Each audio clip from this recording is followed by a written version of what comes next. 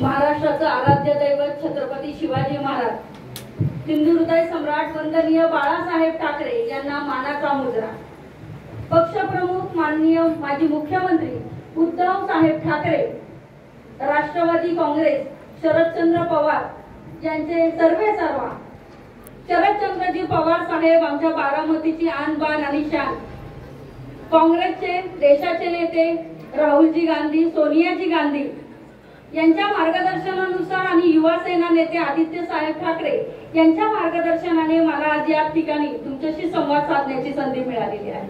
व्यासपीठावर उपस्थित राजांजी साळवी साहेब यांच्याकडे पाहिलं की निष्ठावंत काय असतो आणि मातोश्रीवर निष्ठा अर्पण करणाऱ्या व्यक्तीला उद्धव साहेब खरंच न्याय देतात आणि मातोश्रीच्या पाठीशी उभा असणारा माणूस म्हणजे आज 50 खोटे घेऊन गद्दार पळाले, पण कितीही त्रास झाला, कितीही संकट आली तरीही निष्ठा नाही सोडली आणि हे ज्वलंत उदाहरण तुमच्या समोर आहे. आमचे उपनेते लक्ष्मण वडले साहेब, वसीम देशमुख साहेब आणि आता राष्ट्रवादीचे अहमदभाई शेख मोहम्मदभाई यांनी खरंच खूप म्हणजे आमचं काम सोपं केलं. खूप अगदी मार्मिक शब्दामध्ये आणि ताई ज्यांनी सूत्रसंचालन केलं त्या म्हणाल्या तसं की त्यांचं भाषण तुम्ही ऐकून त्यांचा शब्द पाळणार आहात, तर मग तुम्ही त्यांचा शब्द पाळणार आहात. आणि माझ्या समोर व्यासपीठावर असणारे इतर सर्वजण, सर्व सन्माननीय उपस्थिती, महाविकास आघाडीचे सर्व पदाधिकारी आणि हा समोर उसळलेला भगवा जलसागर जो आहे, हे जे भगवा वादळ आहे, त्या तुम्हा सर्वांना माझा मानाचा जय महाराष्ट्र. अहो कोण म्हणतं की उद्धव बाळासाहेब ठाकरे यांच्या पाठीशी असलेली शिवसेना नकली आहे?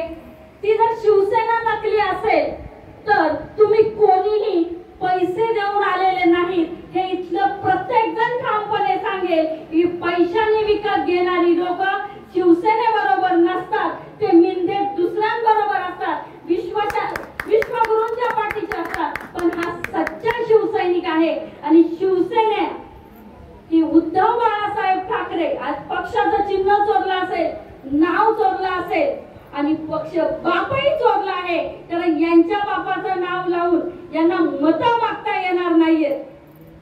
आता भाई म्हटले तसं त्यांनी सांगितलं इथली सध्याची परिस्थिती काय आहे. अहो जी व्यक्ती आज आपण या ठिकाणी उपस्थित झालेलो आहोत ते कारण आहे 7 मेला जी लोकसभेची निवडणूक आहे, त्या लोकसभेच्या निवडणुकीमध्ये निष्ठावंत मातोश्रीशी निष्ठा असणारे उमेदवार तुम्हाला मिळालेले आहेत. हे तुमचं भाग्य आहेत आणि ते आहेत आपले विनायक राऊत साहेब. आणि त्यांच्या प्रचारासाठी मी इथं आहे, कारण मी पुण्याला राहते, पण निष्ठावंत काय असतात आणि शिवसेना हा एकमेव पक्ष असा आहे जो महिलांना मान देतो. आधी तर मोठ्या प्रमाणात महिला भगिनी आहेत, तुमच्यासाठी एकदा जोरदार टाळ्या वाजवा, कारण महिलांना मान देणारा आणि महिलांना आदराचा स्थान देणारा पक्ष जर कोणता असेल तर तो शिवसेना पक्ष आहे. आणि मग या पक्षाच्या निष्ठावंतांना त्याच्या मागे ताकद उभी आपल्याला करायची आहे आणि त्यांच्या समोरचं मशालीचं चिन्ह दाबून आपल्याला भरघोस मतांनी निवडून आणायचं आहे. आता तुम्ही म्हणता तुलना करायची गरज नाही, समोरचा उमेदवार जो आहे तो म्हणतो दमदाटीच्या स्वरात म्हणतो माझा बाप सागर बंगल्यावर बसलाय.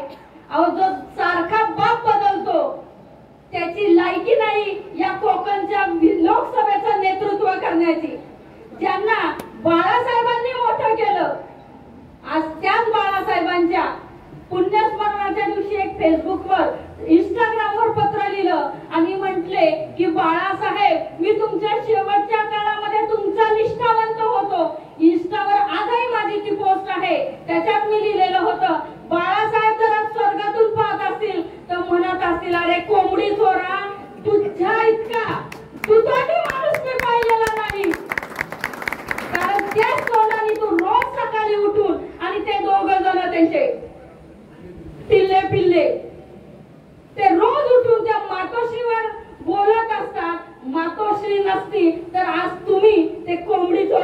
असता, पण त्या मातोश्रीने मोठं केलं. आणि आज तुम्ही आम्हाला विचारता की उद्धव साहेबांमध्ये नेतृत्व नाही, सक्षमता नाही, म्हणून मला बाळासाहेबांनी मुख्यमंत्री केलं. अरे बाळासाहेबांनी कधीही स्वतःसाठी कोणतं पद घेतलं नाही आणि आजही उद्धव साहेबांना स्वतःसाठी कोणतं पद नकोय.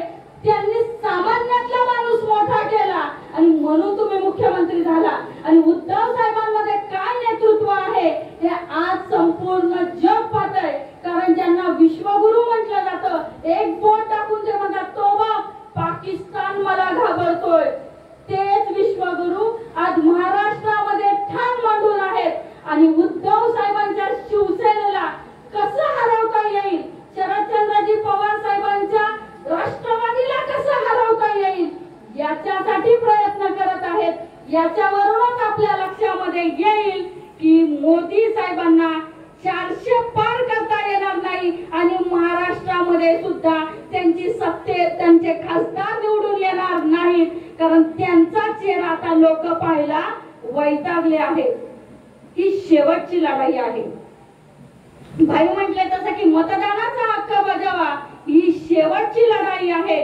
जर या लढाईमध्ये तुम्ही ठामपणे तुमच्या या बोटाचा उपयोग करून ही हुकुमशाही उलथवून लावली नाही तर महामानव डॉक्टर बाबासाहेब आंबेडकरांनी आपल्याला संविधानाद्वारे जो मतदानाचा अधिकार दिला आहे तो परत आपल्याला घेता येणार नाही.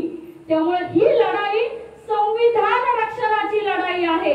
ही लढाई आपल्यावर होणाऱ्या अन्यायाची लढाई आहे.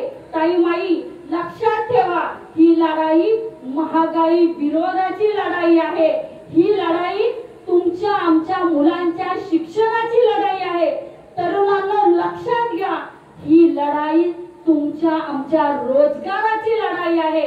आणि सगळ्यात महत्वाचं, ज्या कोकणच्या पुण्यभूमीवर आपण आहोत, 18 पगड जातीतील लोकांना घेऊन शिवाजी महाराजांनी स्वराज्य स्थापन केलं. तो कोकण जर धनदांडग्यांच्या घशात जायला नको असेल तर शिवसेना ठामपणे कोकणच्या विकासाच्या नाही पण कोकणच्या विनाश करणाऱ्यांना अडवणार आहे. आणि स्थानिक लोकांच्या बरोबरीने उभा राहणारे उमेदवार तुम्हाला मिळालेले आहेत, ते म्हणजे विनायक राहे. त्यांनी केलेला कामाचा लोकांजोखा तुम्ही सगळ्यांनी 10 वर्षामध्ये पाहिलेला. स्वतःसाठी काही नाही पण या कोकणवासियांसाठी मेडिकल कॉलेज असेल, नानासारख्या प्रकल्पाला विरोध असेल, या अनेक गोष्टी त्यांनी केलेल्या आहेत. म्हणून मी शेवटी एवढंच म्हणेन, हाती घ्या मशाल, ती विजयाची मशाल आहे.